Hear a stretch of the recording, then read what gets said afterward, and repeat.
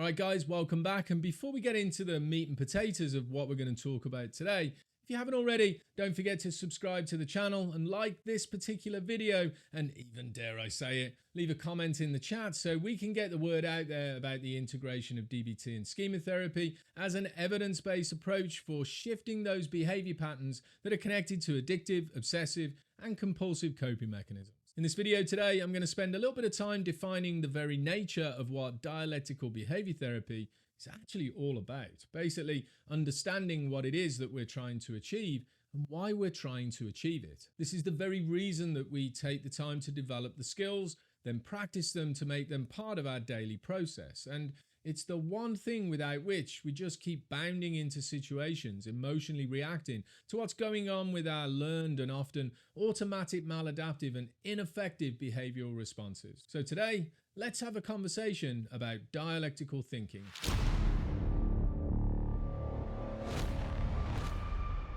To be quite frank, dialectical thinking is something that, in my opinion, absolutely everyone in society these days could probably use a little bit of when it comes to their own particular point of view. Mainly because there seems to be a large quantity of people, and definitely not just those dealing with living the addictive or even the recovery lifestyle, who are just freaking out about the way things are in the world.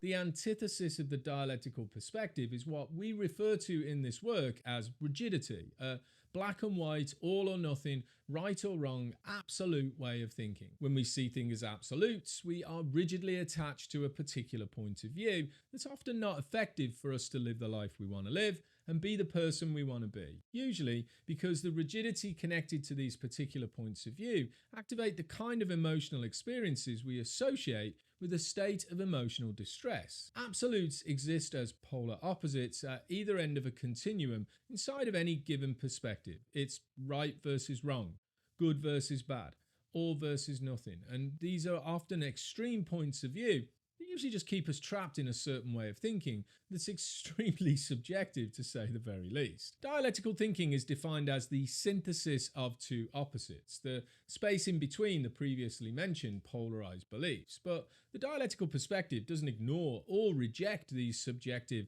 outlying extremes. Neither is dialectical thinking what people refer to as thinking in the grey. In fact, I once heard it said when I was attending an intensive DBT skills training program that dialectical thinking was less about thinking in the grey and more about thinking in the plaid, which, for those of you with a bit of a Celtic persuasion, means thinking in the tartan.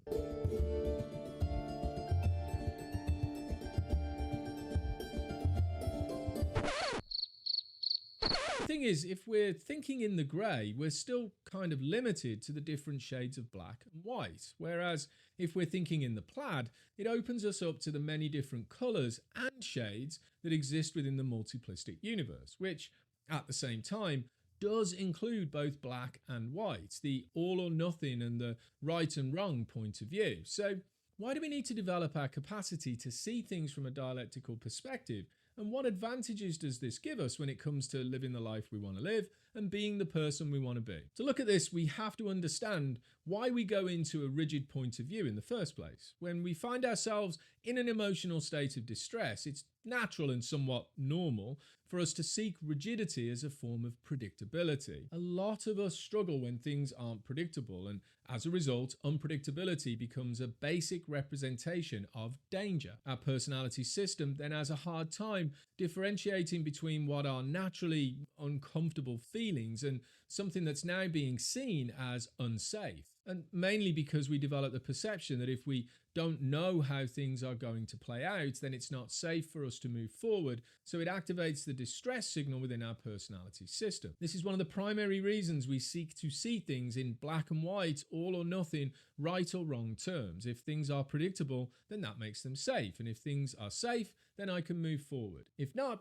fuck that. I'm staying exactly where I am because at least I know how to be when things are like this. At the same time, another big reason why we see things from a rigid point of view is the innate way our emotions work on our way of thinking. When any human being has an emotional experience, these feelings need to be validated. If we communicate our feelings and they're not heard or understood, then it automatically ramps up the emotion and the rigidity gets deeper. This rigidity won't shift until we experience the validation we're looking for. This is all very well if we're surrounded by people who understand the need for validation, the type of people who don't always necessarily agree with us completely, but possess the skills they need to practice emotional validation for us, which in turn tends to calm our driving desire to be heard and understood and removes the rigidity we're desperately holding on to so that we can start to see things from a new point of view. And we all know how prevalent the type of person who can do this type of thing for us is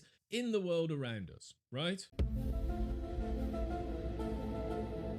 So in actuality, we can't always rely on others to validate our current emotional experience. That means we have to practice the skill of self-validation to remove the rigid black and white point of view. If you're anything like me, growing up in an environment where I didn't exactly learn how to practice the skills of self-validation, combined with my own emotional sensitivity, basically means that I did not develop the necessary skills I needed to develop to do these things for myself. So now I have to be accountable and teach myself how to practice these skills so I can open up the possibility of a dialectical point of view. Self-validation revolves around an appreciation and understanding of the emotional experience. What is it that I am feeling? Why am I feeling it? Journaling and brainstorming can definitely develop this understanding, and once I know these things, creating the narrative we get from the Raven skill and practicing the delivery of this new way of thinking in combination with the stop skill opens up the possibility of removing the rigidity. What difference does it make for me to see things dialectically, and why is it important to develop this point of view? Ultimately, as we keep repeating over and over again, what we're trying to do is live the life we want to live by being the person we want to be in the areas of life that are important to us according to our core values and beliefs. And when I'm wrapped up in a rigid point of view and the emotional distress that goes with that perspective, I tend not to act in ways that line up with this approach. Maybe I get angry, acting in ways that are disrespectful, not only to others, but also to myself. Maybe I procrastinate and don't follow through on the things that I want to follow through with. I end relationships I wouldn't normally end. I'm distracted and not present in times when I want to be present. There are many different ways this impacts who we want to be. When I see things dialectically from multiple points of view, I can see what's actually happening in the world around me and make decisions about my way of being in that world that line up with living the life I want to live and being the person I want to be, maintaining my capacity to live a values-based life and going in the direction that I ultimately want to go. Guys, if you want to know more about the way we can use these skills in our day-to-day activities, come join the conversation in the free online meetings that I facilitate each week on Zoom. I'll leave a link to the page containing more information about these groups in the description below. I hope this video gave you some insight for why dialectical thinking is such an important thing to develop and how we can make it possible to help us with emotional distress. Thanks for watching. Hope to see you again soon. Take care, be safe, and be well.